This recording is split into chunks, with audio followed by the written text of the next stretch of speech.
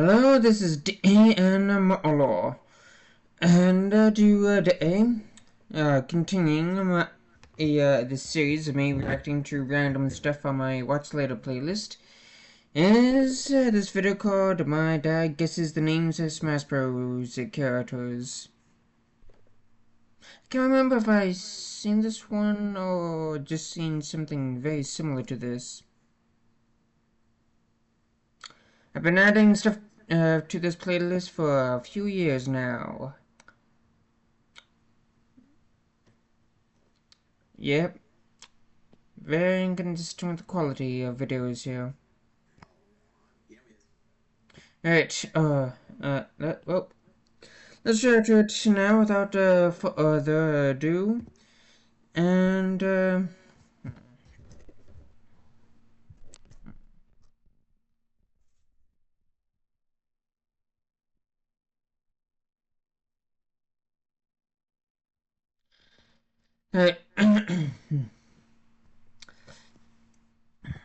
Alright, let's, remember to leave a comment, leave a like, subscribe, check out this channel, I guess, if you want.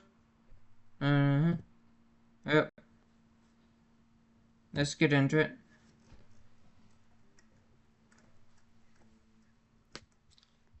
I hope this makes a good video. So today's Father's Day, so I figured I'd do a super fun thing with my own father, and also he has his face. And also, as some of you might know, the new Smash Bros. Game had a big announcement saying that every single character from from every game ever is gonna be in it. So I figured. 6 years ago. Yeah, I think that's probably when I added it to this playlist 6 years ago. I've seen people show their parents these characters from Smash Bros. And Dad, you've seen me play these games a lot when I was a kid, yeah? Sure. So odds are you picked up a lot of the names through sort of that sort of cultural osmosis. Yeah. So we're gonna see how many of them you actually know. I'm gonna take you through as many of them that are currently in it. You know, I don't think I have seen this video before, which is good. Because I definitely want to have a good quality reaction video here. Well, at least as good of a quality reaction video as I can provide. Yeah. Okay. Announced. And you're just going to try to tell me what their names are. Easy stuff. Got it. I'm sure you're going to get this one right. All right. The M means Mario. The M does in fact mean Mario. Correct. Easy. Probably not. Okay. However, you might know this guy. Oh yeah, that's DK, man. Come on. What's DK short for? Donkey Kong. Get your Donkey Kong on. Yeah, you got it. Man, you're gonna fly through all these. All right, who's this guy? It feels like a Zelda type character, but Leaf. No. Close. We got the L right. I mean, honestly, it is. I guess it is a somewhat fitting name, Leaf. Yeah, that's actually kind of fitting actually. Yeah. Let's see what he guesses here. Yeah, most of these guys don't wear name tags. I'll say you were really close. His name is Link. No, thank you. And he is from the Zelda series. He's actually designed off his newest game with his little blue tunic. So There we go. all right, let's see. Next is I know you know the name of this one. Samus. Yep, I was ready for that. That's it. It's Samus. Yep. All right, next. Okay. That's Yoshi. No. You're close. You're close. It was Yoshi. Yoshi, thank you. And if it gets to the point where you just can't possibly comprehend what they are, you can just make up names. Okay, great. Like this one. Squirrel. Yeah, that's the thumbnail. I mean, I knew, it's funny, I knew it was coming, but it still surprised me. Yeah. It's Kirby. Okay, Kirby. Oh, man. All right. That's Fox. Gotta be Fox. Yep, it's Fox. All right, correct. How could you guess? Is it because he's a fox?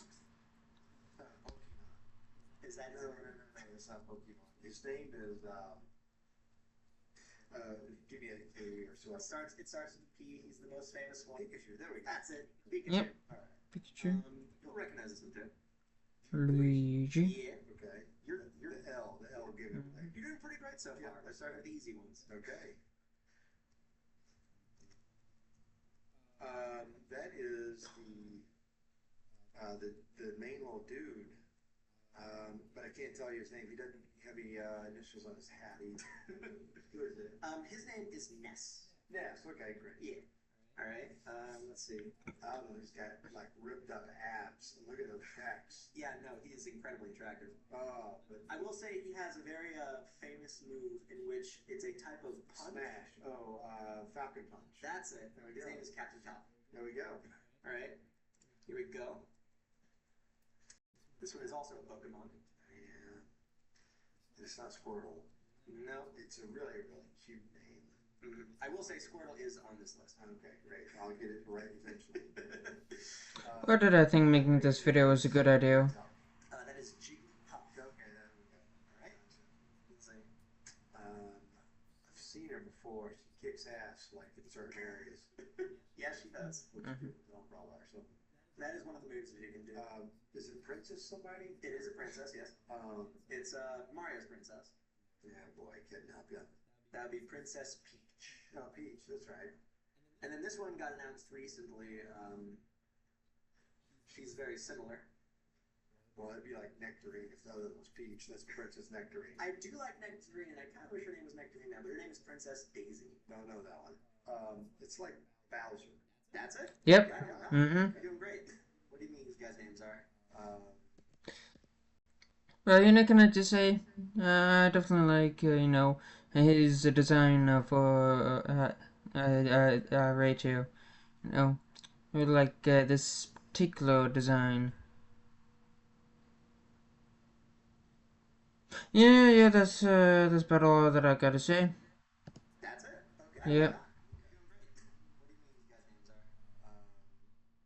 It's a boy and a girl because there's pink and blue. Of course. But the hammer is throwing me off. I bet it starts with, and it's like Melvin and Mary. Melvin and Mary. I like that.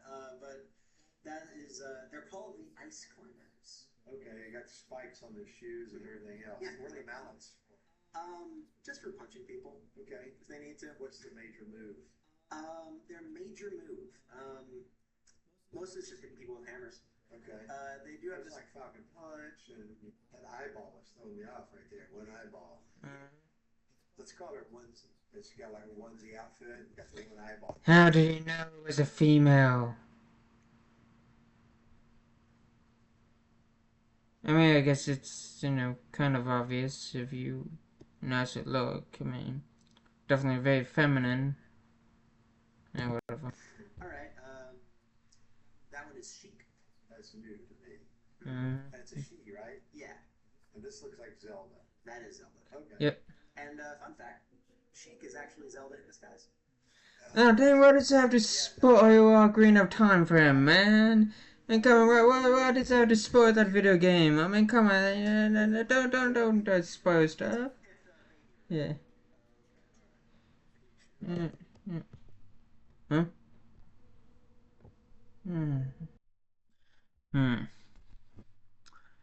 Okay, let's see, 5 minutes into this one to,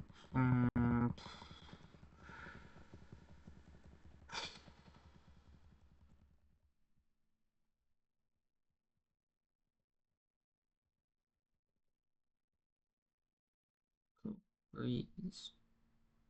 Okay, yeah. Maybe I should just jump to the next video here. Hmm.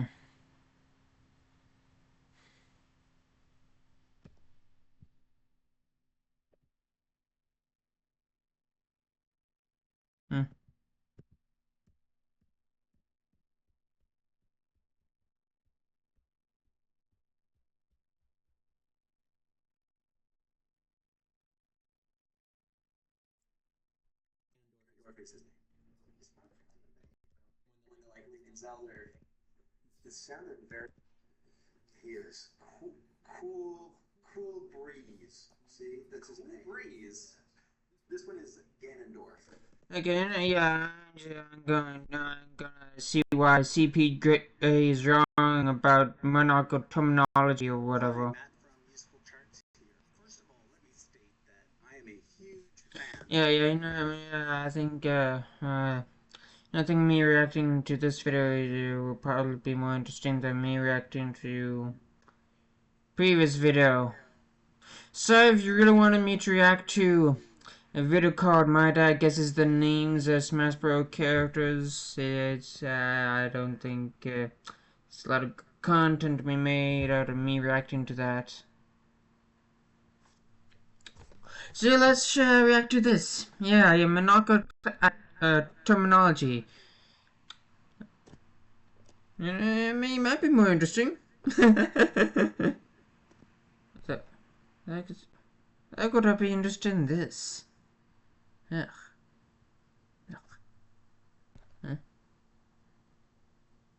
Huh?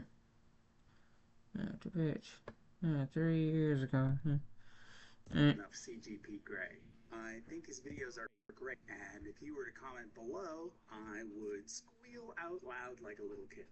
Second, I'm not going to claim that CGP Grey is wrong on any fundamental point. I'm actually just going to point out one teensy tiny technical mistake that he made in one of his videos. But the thing is that one mistake comes up in the comments on my channel quite a bit, and therefore I thought I would address it and use it as an excuse to talk about some of the terminology used when it comes to monarchies. Oh, by the way, I have seen many videos by this YouTube channel used for charts. And if you're interested in charts like the ones that are showing up right here, you should check out his YouTube channel. It's pretty good, very informative and all that. Yeah.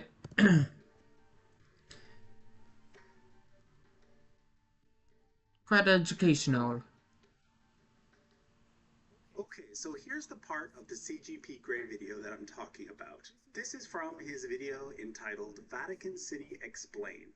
Using this chart, he explains that the Pope is the supreme ruler of the Catholic Church, but also the supreme ruler of the world's smallest country, Vatican City. And he's right. The Pope is indeed both a religious leader and a secular leader. But he used the word king when he should have used the word monarch. Now, I don't really blame him for this. It's an easy mistake to make because in casual, everyday speech, the words king and monarch are often used interchangeably. Yep. But technically, there is a difference. And the fact... Yeah, yeah, I mean, when it comes to monarch, that basically means, just basically means, well, actually, I guess, when it comes to monarch, that it's a bit, complicated, I guess, honestly, I guess, basically, monarch just rules for the is head of state for for the rest of their lives, and unless they decide to retire, basically. And which of course applies to a lot of feudal titles like duke and count, like dukes and counts and princes are all monarchs and all that. So yeah, I think that's the point he's going to make here. fact is, the Pope is a monarch, but he is not a king. Here's the thing. The term monarch is actually sort of an umbrella term for... Yep, exactly. Umbrella term. Head of state who has the position for life. Unless, of course, they decide to abdicate. Exactly what I just said. And by the way, this is not a pre-watch, okay? This is not a pre-watch. Given if I mean, yeah, I mean, I have not, I definitely have not seen this video before. I've seen some of his other videos, but I have not seen this video before. Yeah, yeah.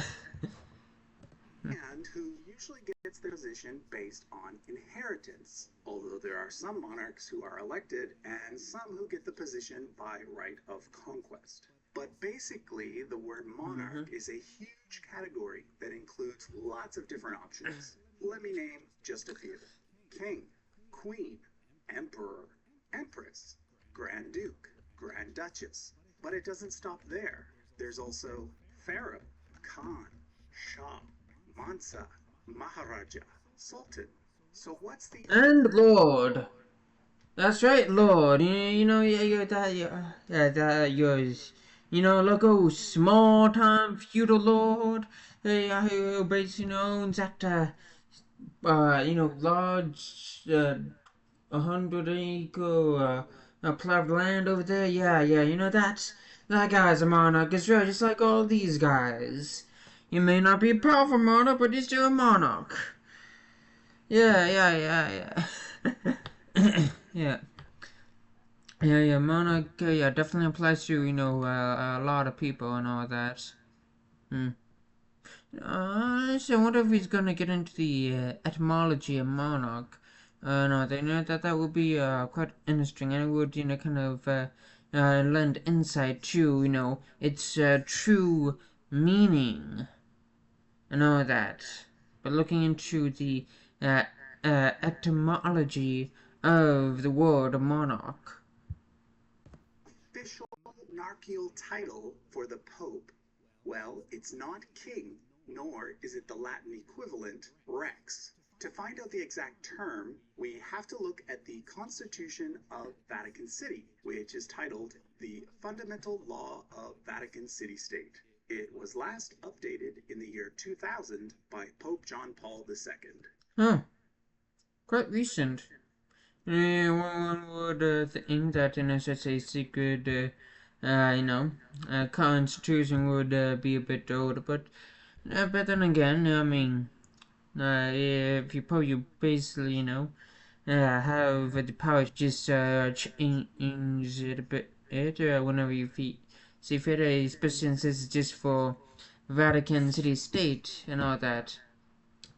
Not exactly the Holy See and all that. I mean, well, I think that when it comes to the rules of the policy, that is probably, much more difficult than the Vatican City State because, uh, you know, you're basically, just an autocrat of the Vatican City State if you're a pope and all that. So, yeah.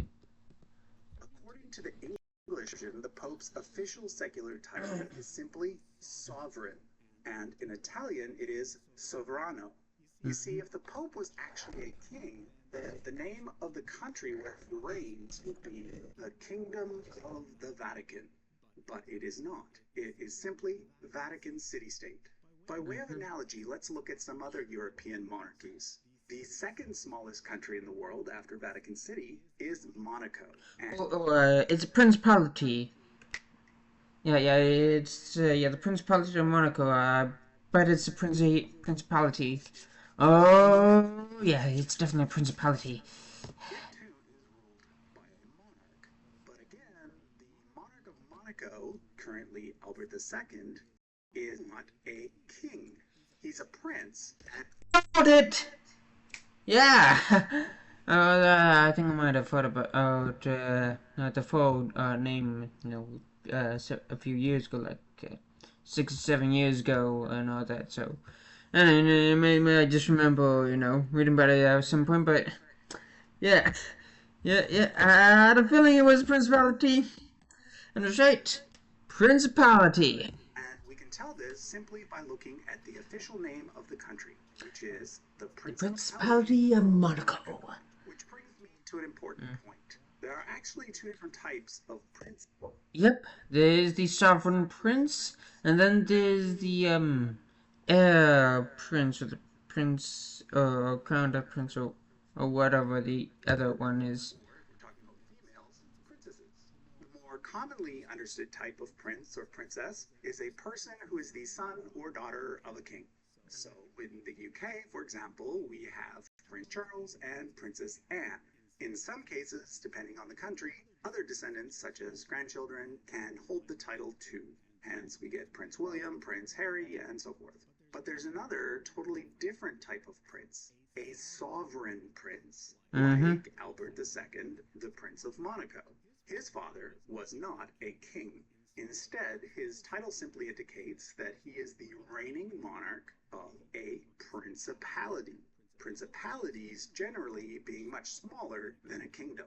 And currently in Europe, we have one example of a monarchy that fits in between a kingdom and a principality, and that is the Grand Duchy of Luxembourg. So yet again, the head of state of that country, Henri, is a monarch, but he's not a king. Because he reigns in a Grand Duchy, his title is Grand Duke. So sometimes the choice of title has to do with size. Princes generally have small territories, dukes have medium-sized territories, and kings have large territories. Well, actually, not exactly. Because, sometimes the principalities are actually, bigger than dukedoms and all that. Or duchies. And also, sometimes there are, very small kingdoms that are smaller than duchies or principalities and all that. Honestly, the size doesn't always determine the title of the of size doesn't always determine what kind of what's the ruler there is and all that. Honestly, no. What makes one thing a duchy and another thing a kingdom? Honestly, it definitely gets very complicated and all that.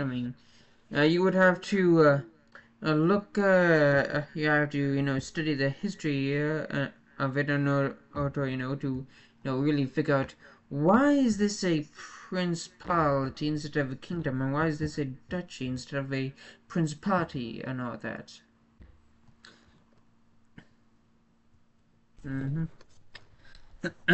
For example, I believe the Grand Duchy of Moscow was bigger than the Kingdom of Bavaria.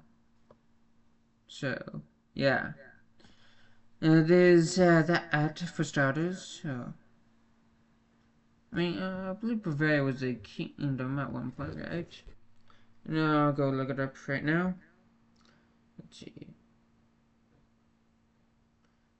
Kingdom of Bavaria.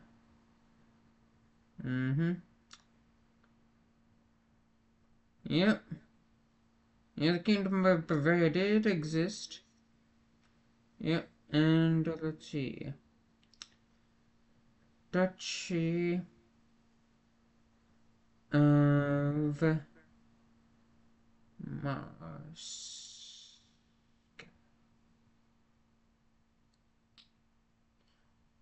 Oh, yep. The Prince. Well, actually, this is the Principality of Moscow. Well, actually, of course, it's also called the Grand Duchy of Moscow. Oh, well, well, the Principality of Moscow, wait a minute, I see. First it was called Principality of Moscow, then it was changed to the Grand Principality of Moscow. The point is, Principality of Moscow is much bigger than the Kingdom of Bavaria and all that. You can just tell by, actually, I guess this is sort of an inaccurate map projection here, but, but then again, I'm pretty sure it's still bigger than Bavaria. Oh yeah, Yeah, it's definitely bigger than Bavaria. Oh, yeah, here's a more accurate map. Well, wait, well, actually, that's a map of the Kiev and Rus. Huh. Well, the point is that side does not determine or whether something is a principality, a kingdom, or an empire. I mean, heck, like, for example, Japan has an emperor, okay, and I guarantee you, Japan is a lot smaller than the Roman Empire. And I'm pretty sure it was also smaller than the Holy Roman Empire. So, but yet, Japan has an emperor and all that, so, yeah, I mean, honestly, the title a country has, more often than not, it depends on the history of said country and, and the relationships to other states that country has that determines the name of the sovereign monarch of that country. But what about emperors then? Are emperors simply monarchs with even more territory than a kingdom?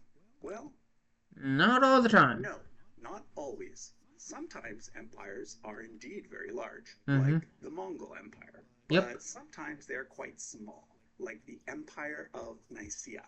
So how exactly does one become an emperor of an empire? Well, I'd say there are actually 4 ways. Yeah, I mean, honestly, to oversimplify it, what makes something an empire is if one the the nation and its ruler declare themselves an empire, and second, if everybody around them acknowledges them as an empire.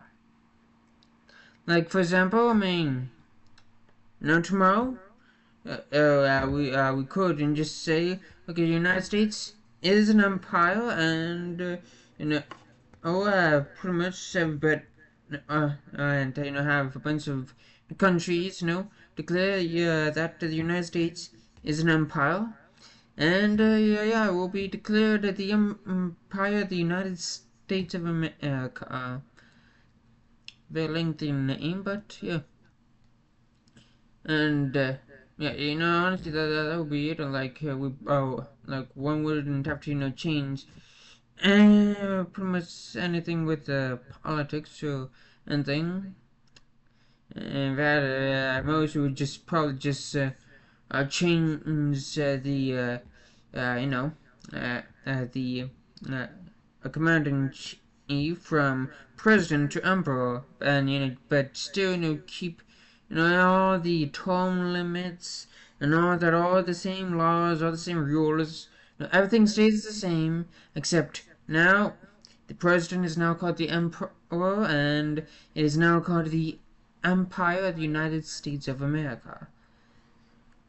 And yeah, it would be an empire. As simple as that. The only thing you need to do in order to become an empire is to convince everybody that you are an empire.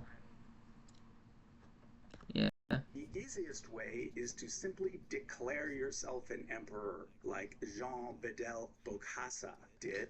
Yeah, exactly. When he created the Central African Empire. Yeah, I mean, exactly my point. Although I did not know about this guy, I should probably look into this guy. He seems kind of interesting. Bit egotistical. And let's face it, I mean, if you declare yourself an emperor, you're of course you're an egotistical, prick. And he created the Central African Empire in 1976. But Bokassa was really just a dictator, and no one really considered his short-lived country to be a true empire, so I wouldn't really recommend this route. The second, much more respectable way to become an emperor is to somehow convince people that you are the legitimate successor of Caesar Augustus, the first emperor of Rome. So obviously... Yeah. I mean, well, that's the European strategy and all that. Uh, yeah, I mean, hmm. This is why the medieval rulers of Constantinople were called emperors, but also why the term, or something similar, was used by the Holy Roman Emperors, the Russian Tsars, Napoleon, the German Kaisers, and a bunch of other European monarchs who felt that they were somehow superior to the other lesser monarchs of Europe. But alas, I wouldn't really recommend this route either. The idea of there being an emperor on the European continent kind of fell out of favor like 102 years ago. A third way to become an emperor is to reign over a territory that includes more than one country or people group. So, for example, Cyrus the Great of Persia was originally king of just one small city-state called Anshan. But then he conquered a bunch of other small kingdoms as well as some pretty big ones. He therefore adopted the title King of Kings, or Emperor, meaning that within his realm were a bunch of smaller realms. Yep, So, yeah, basically, vassal kings and all that. I believe the term would be suzerain or suzerain king or something. Ugh, I don't know. There's a French other word for it that's very French-like. with an empire, it is possible to have a monarchy within a monarchy. And this was certainly the case with several of the European empires I mentioned earlier, such as the Holy Roman Empire. The fourth and final way is to simply hang on to a title that's been around for a really long time. Ah, yes, the Asian method. This is the situation in Japan, the only monarchy in the world today that still uses the title emperor. And the Chinese also used to use it until the communists. Well, actually, it wasn't the communists who overthrew the emperor. It was, I believe, another revolutionary group, and then the communists beat that group, and then they, became got into power. Look, I'm not gonna, tell you, the history of modern day China. Okay, you can look that up later on your own time. In fact, I suggest you should look it up. It's actually, kind of interesting. I believe I watched some videos about it. Yet I don't seem to remember enough of the details, though. Yeah, whatever. Yeah. Originally, Japan was divided into a bunch of smaller kingdoms, or at least something similar to kingdoms, and the ruler of one of those, called Yamato, eventually came to be the dominant one. Is it pronounced Yamato or would it be more correct to pronounce it Yamamoto? I believe you want to call it Yamamoto. So, Yamamoto. Wait. You. Again, it's Mr. Whatever your name is. Therefore adopted a title similar to the one used by the Chinese emperor at the time and have kept it ever since, even though Japan is now a single unified country and hasn't really been an empire since World War II.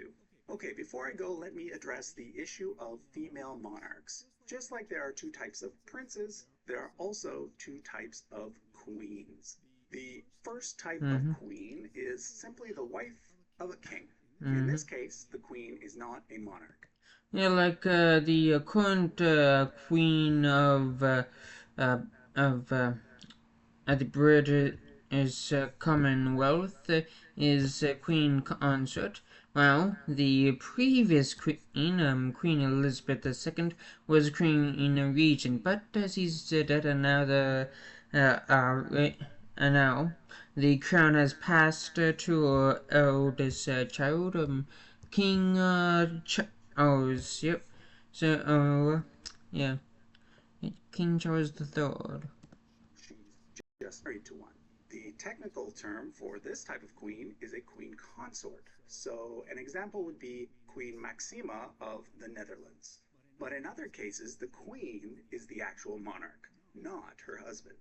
The UK is an excellent example. Queen Elizabeth became monarch because her father, the previous monarch, did not have any sons. The technical term for this type of queen is queen regnant, meaning a reigning queen.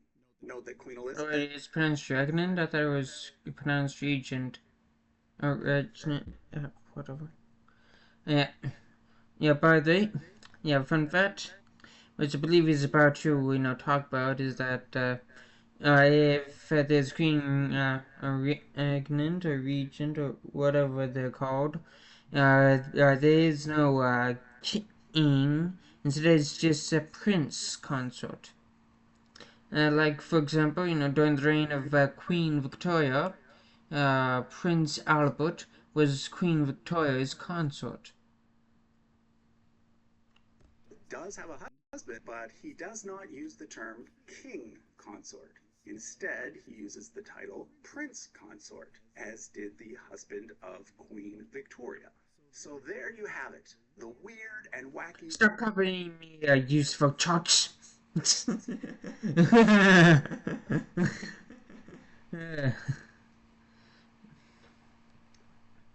Yeah. World of monarchical terminology. Or is that monarchical? Monarchical? See, Who cares how it's pronounced? I'm going to look up the etymology. Okay.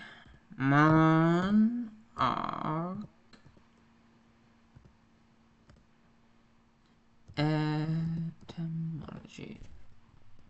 Right. Okay. The word monarch means a sole or autocratic ruler of a state. It comes from the Latin word monarchia, which is derived from the ancient Greek word monarchis.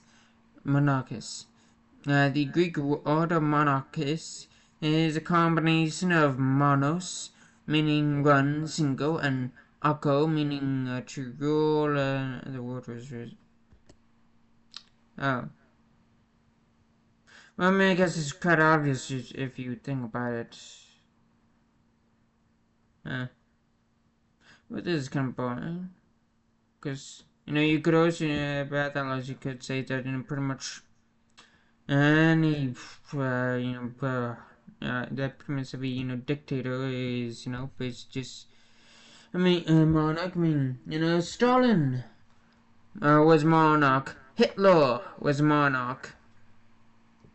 According to the, most literal definition of the word, yep, Adolf Hitler, monarch of Germany.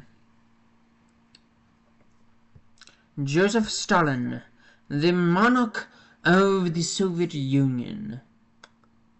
And, let's see, current president, and then there's, Kim Jong-un, the leader of North Korea, yep. He's definitely monarch, although I think everybody agrees with that one. After all, North Korea is often, nicknamed the Hermit Kingdom. Well, I told you it was weird. Thanks for watching. check out his YouTube channel. I guess that's enough for today. Oh yeah, check out my Patreon and book goodbye.